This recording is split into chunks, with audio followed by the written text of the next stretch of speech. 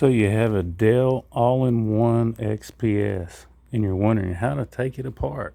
Where are the two screws that they talk about online? There's one screw, there's the other one. And to cut to the chase, I've removed these two Phillips head screws. And once you do that, this actually just slides right off of there. And right there you can see your components to your computer. And what I'm tearing this apart for is I had a CD player get stuck.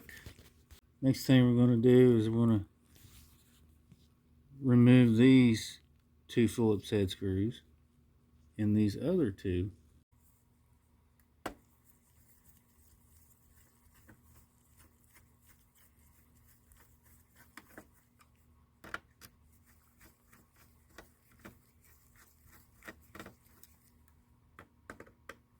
Show you real quick how little that is.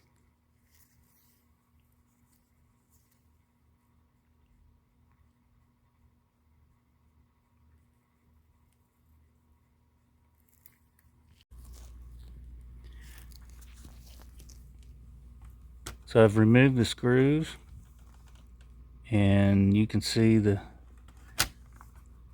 CD player there and how much more access you have now, and you can go ahead and take your CD out if it's stuck a lot easier than you can and when it's all hooked up and you can't really go any further than right here.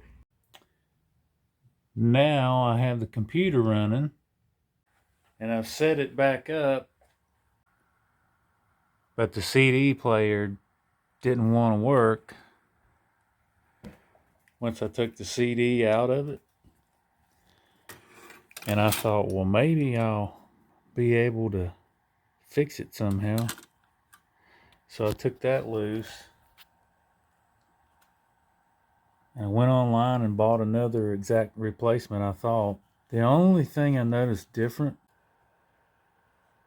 is the year.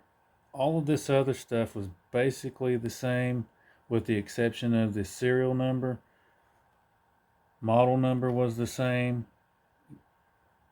The year number on the old CD player was 2012. The old CD burner and player doesn't have that front, and it also doesn't have this eject button. And I've hooked this up and tested it out and everything works, and I have a bonus here with this eject button, but I'll set that down here just for the sake of filming this. So what I think I need to do is cut this here and here. Then I'll be able to add this CD player. It's almost already marked for me. Let's see how this goes. To each his own. I'm just showing you something that I'm trying out here.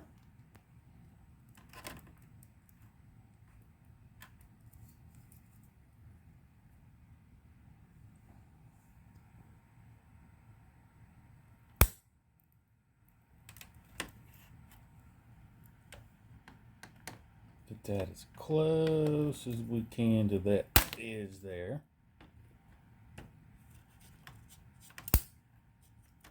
Don't want to make this look as clean as possible.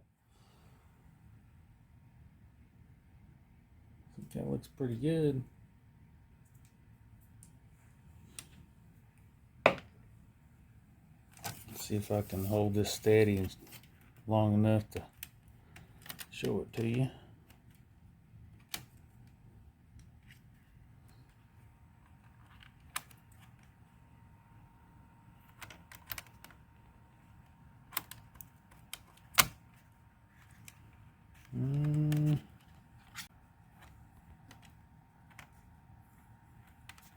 It looks good up here. See how it goes in real good right there.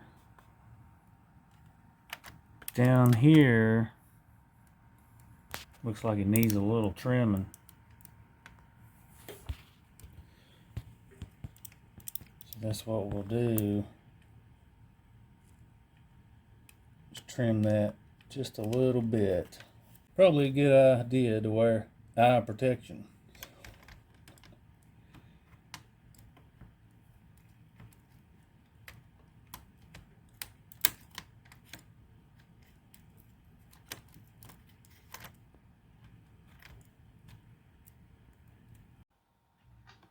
Let's see here if this fits.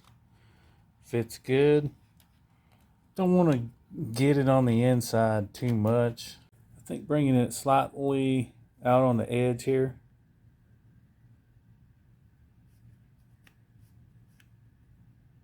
Right like that. I think that solves a couple of problems. The equipment will still look professional. And I can hit this button to eject and also get to any CD that might be stuck in this new one. So now I'll try to put a CD in there. Got it screwed down. The brackets back on from the old unit, from the old CD player.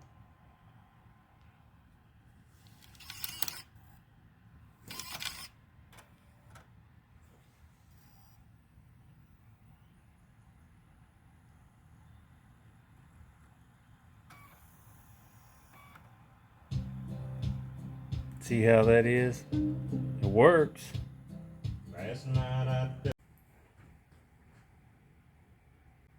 But most importantly, this CD player ejects like it's supposed to.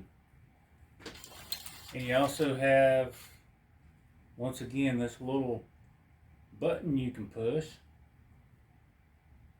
I didn't have that before. Now we'll put the trim piece back on. It has these little hooks. You just kind of slide it on there. Gotta be very careful.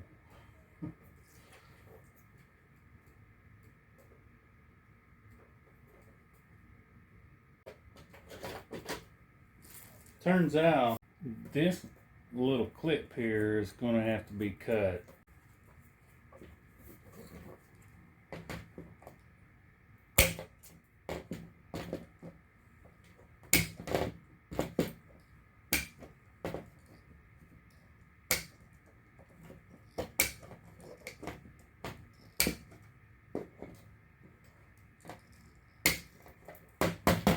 I have a vacuum cleaner.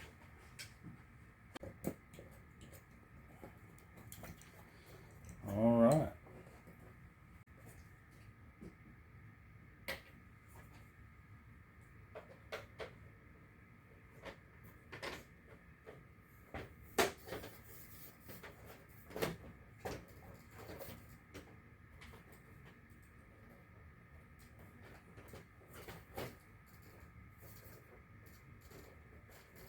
Try to align it the best you can.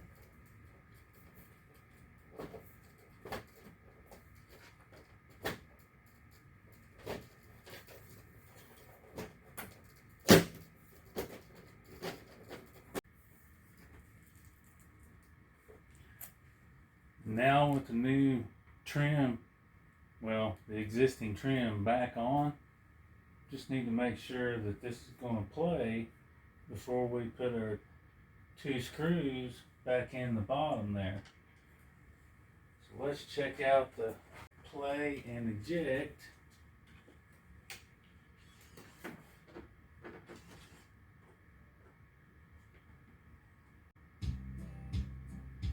Okay, it plays.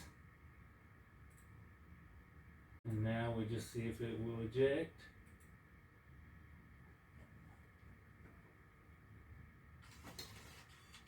All right, no problems. Everything is working fine. Thanks for watching, and thanks so much for subscribing to Make It Work Dan.